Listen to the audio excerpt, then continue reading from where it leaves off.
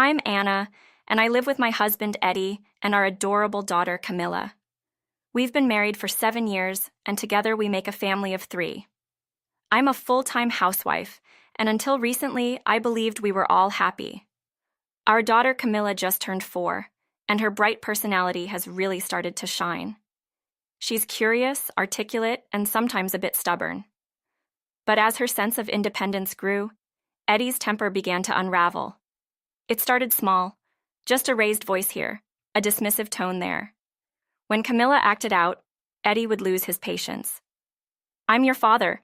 What's with that attitude?" he'd shout, as Camilla, with all the innocence of a child, tried to defend herself. "But Dad, you ignored me first." Eddie would get frustrated and resort to hurtful words. "Hey, Anna, take this brat and leave her in the mountains." I couldn't believe what I was hearing. "Eddie, do you even realize what you're saying? Don't joke like that." But my protests only made him angrier. "Why do I have to give in? She's not even cute when she acts like this," he'd grumble, dismissing Camilla's tears. This pattern kept repeating, and soon Eddie started coming home less often. "Work's just too much right now," he'd say, though I knew it was just an excuse. I missed the man I married, the one who promised to always be there for us. Whenever I tried to talk about it, Eddie would brush me off. "You're so troublesome, Anna. It's your attitude that makes me not want to come home." Then came the final blow. One day, Eddie suggested we build a new house. "Camilla's getting bigger, and we need more space," he said, trying to sound thoughtful. For a moment, I allowed myself to believe him. Maybe this was a new beginning. We spent months planning every detail of the house together, and for the first time in a long while, I felt hopeful. But when the house was finally built, everything came crashing down. Eddie revealed the truth. "This house isn't for you and Camilla. It's for me, my girlfriend, and our child." I was speechless. He went on to explain how he'd been seeing someone else for years, how they had a son together, and how he built this house for his real family. "You and Camilla can't live here," he said, his voice devoid of emotion. I was devastated, my world falling apart in an instant. I looked at Camilla, expecting tears, but instead, she tugged at my hand, her little voice steady. "Mom, let's just leave. We don't need him." That was the moment I realized how strong my daughter was, stronger than me, perhaps. We packed our things that day and left for my parents' house.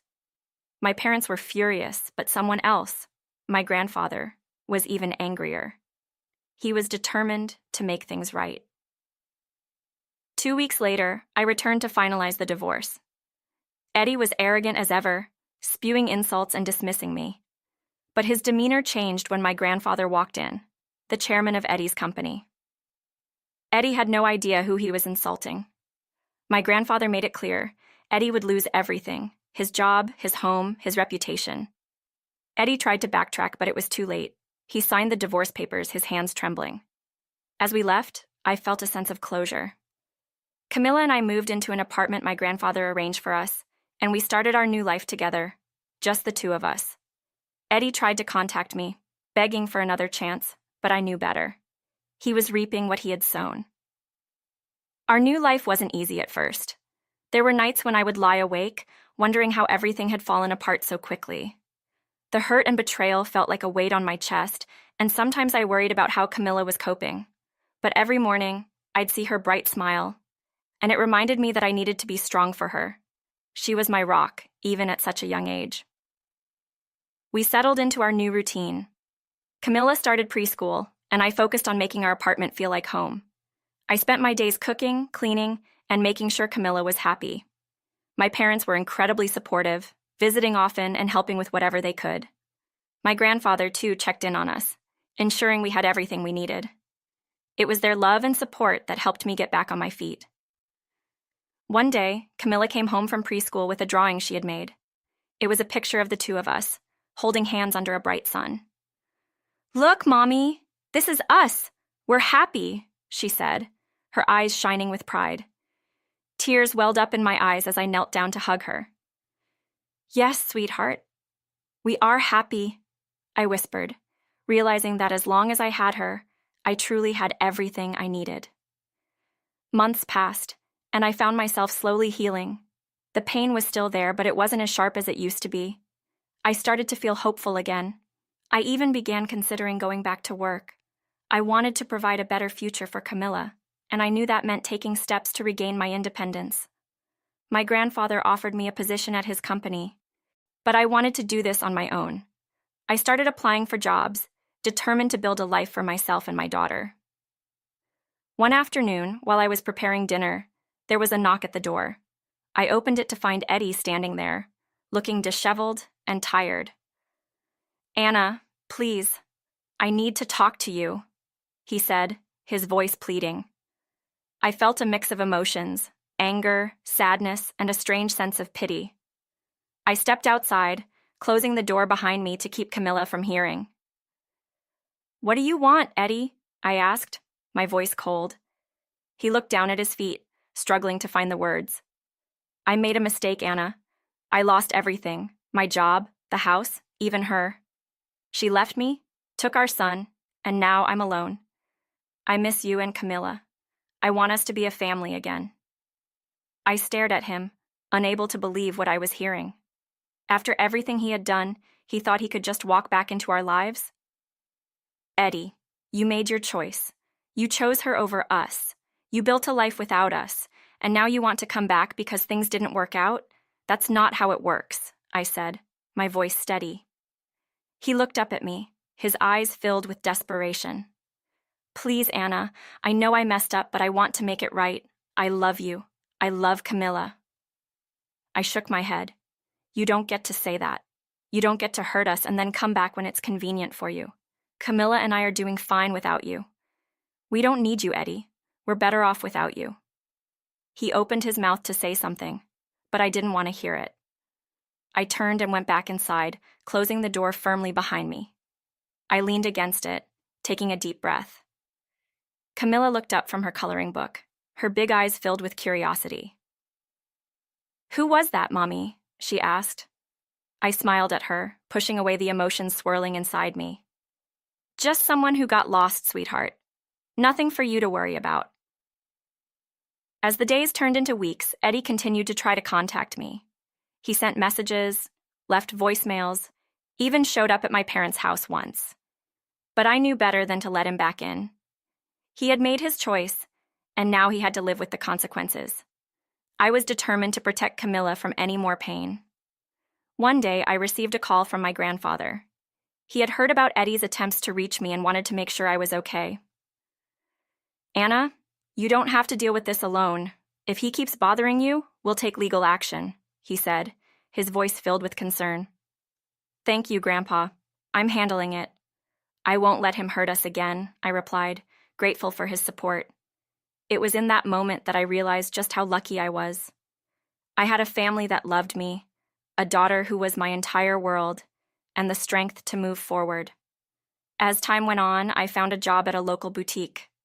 It wasn't much, but it was a start. The hours were flexible, allowing me to be there for Camilla whenever she needed me. The owner, a kind woman named Margaret, quickly became a friend. She understood my situation and offered me not just a job, but also a place where I could rebuild my confidence. Camilla was thriving too.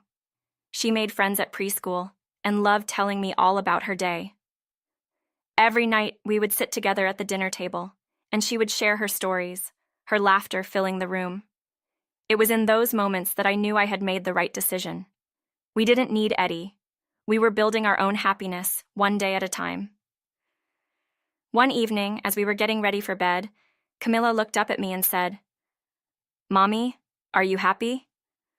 Her question took me by surprise, and I paused for a moment before answering. I knelt down beside her, brushing a strand of hair away from her face. "Yes, sweetheart, I am happy. As long as I have you, I will always be happy." She smiled, wrapping her small arms around my neck. "I love you, Mommy," she whispered. I held her close, my heart swelling with love. "I love you too, Camilla, more than anything in the world." As I lay in bed that night, I thought about everything we had been through. The betrayal, the heartbreak, the fear of the unknown. It had all led us to this point, a place of peace, of love. of hope. I knew there would still be challenges ahead, but I also knew that we could face them together. The next morning, I woke up with a sense of purpose. I was done letting the past define me.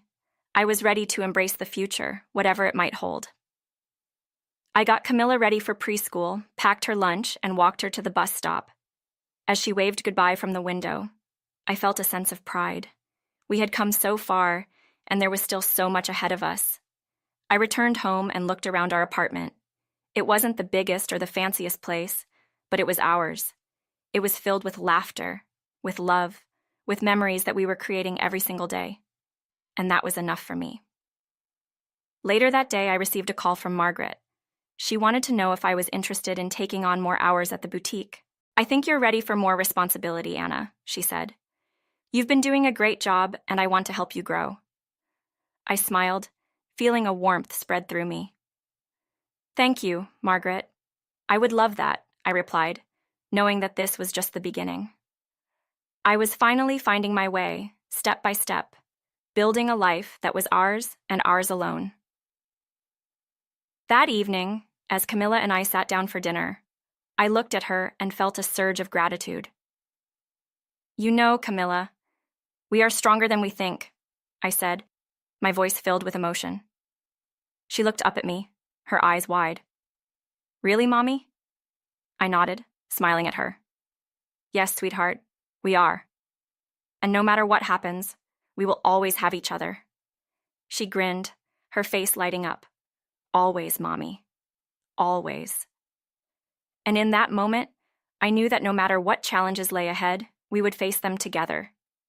Because we were a family built on love, resilience, and the unbreakable bond between